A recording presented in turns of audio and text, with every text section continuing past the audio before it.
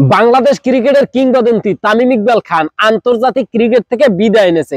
কথাটা ভাবতে জানি কেমন লাগতে আছে না, মানে আমি যখন স্ট্যাটাসটা পড়ছি আমার এতটা খারাপ লাগছে। আমি পড়তে আছি শুরু থেকে, ওয়ার্দা পড়ার পর আমি ভাবছি হয়তোবা তামিম ইকবাল বলবে বা লেখায় আছে নিচের দিকে যে আমি চ্যাম্পিয়ন্স ট্রফিতে খেলার পরে আমি দেখা যায় ক্রিকেট থেকে বিদায় নেব, কিন্তু না, আমি পড়ার পর এত পরিমাণে খারাপ লাগছে।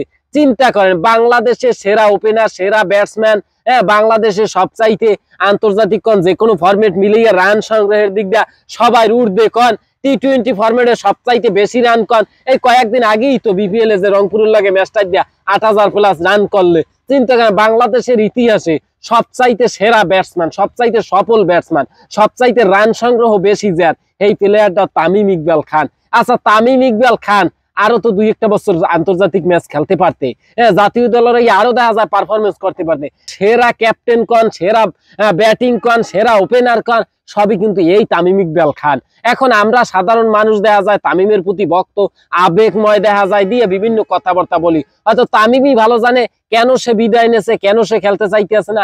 আমার আমনের কথার চিকনে হ্যাঁ ছেলেও বলছে যে বাবা তুমি আন্তর্জাতিক জাতীয় দলে আরো কিছুদিন থাও, আরো কিছুদিন খেলো, কিন্তু তার ছেলের জন্য কিছু একটা লেয়া লেখে দিয়েছে যে বড় হইলে বাবা বুঝতে পারবা বাবাই কেন ক্রিকেট থেকে বিদায় নিয়েছে। অবশ্যই তার কোনো ক্রিকেটের প্রতি দেখা যায় ঘৃণা আছে না, এটা তো ১.৫ বছর আগে, এই ১৫ মাস আগেই দেখা যায় তার ক্রিকেটের প্রতি অন্যরকম দেখা যায় একটা ঘৃণা কাজ করছে, যার কারণে ওই যে ব্যাগটা দিয়েছে।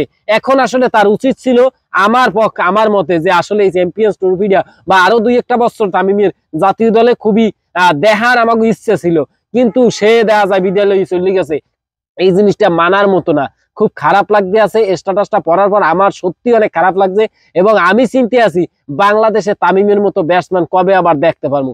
বাংলাদেশে দেখা যায় এই যে ওপেনাররা যেখানে উঠতেই ডাব্বা মারিয়ে দেখা যায়, আবার এই তামিমকে অনেকে ডট বাবা বলে। আরে ভাই, ডট বাবাই দেখেন বাংলাদেশের ক্রিকেটের ইতিহাসে সবচাইতে রান সংগ্রহকারী যে কোনো ফরম্যাটে এই যে সব প্রতিযোগিতা মিলাইয়া টি-20 মিলাইয়া তামিমের উপরে কিন্তু রান কেউ নাই। যেখানে দেখা যায় অন্যান্য জনের সেখানে তামিম অনেক গুণ আগুই আছে। এখন আপনারা এবার একবার ডট বাবা কন, ডট বাবা কন, এটা কোনো বিষয় না। আসলে আমরা দেখা যায় সাধারণ কিছু ভক্ত আছি যারা তামিম আর সাকিবের মধ্যে একটা দ্বন্দ্ব সৃষ্টি আমরা করছি। চিন্তা করেন, যে যার স্থান থেকে সেরা, সাকিবের স্থান থেকে সেরা, তামিমের স্থান থেকে সেরা। সাকিবের মতো প্লেয়ার বাংলাদেশে দ্বিতীয় আর আইবে না, আর তামিমের মতো প্লেয়ার বাংলাদেশে দ্বিতীয় আর আইবে না। এই যে সেরা ওপেনার কন আর সেরা ব্যাটসম্যান কন, তামিমের মতো প্লেয়ার খুঁজে পাওয়া আসলেই দুষ্কর। বাংলাদেশে কোনোদিন ক্রিকেট আইবে কিনা এটা সন্দেহজনক। আর ছোট তামিমের দেখা যায় কয়েকদিন আগেই তামিম হয়তোবা সুন্দরভাবে বুঝাইয়া একটা ব্যাট উপহার দিয়া সুন্দরভাবে গুছাই কথা বলছে, কিন্তু তামিমকে দেখার অপেক্ষায় আসলাম যে জাতীয় দলে ফেরবে, আবারও দেখা যায় পারফরমেন্স করে ৬-৪ মারবে, এগুলো দেখার অপেক্ষায় ছিলাম। আপনারা কেডা কেডা আমার মতো দেখা যায় দেখতে চাইছিলেন, অপেক্ষা করছেন, একটু অবশ্যই কমেন্ট করিয়ে জানাই যাইবেন। তবে তামিমের জন্য অবশ্যই দোয়া, ভালোবাসা, শুভকামনা থাকবে সবসময়। এই তামিমের জন্য সবসময় স্যালুট। এই তামিম দেখা যায় আসলেই বাংলাদেশ ক্রিকেটারে অনেক দূর লইয়ে গেছে। বাংলাদেশ ক্রিকেটের জন্য দেখা যায় তামিম অন্যরকম একটা জিনিস ছিল যে এটা হয়তো ভবিষ্যতে আর কেউ থাকবে না।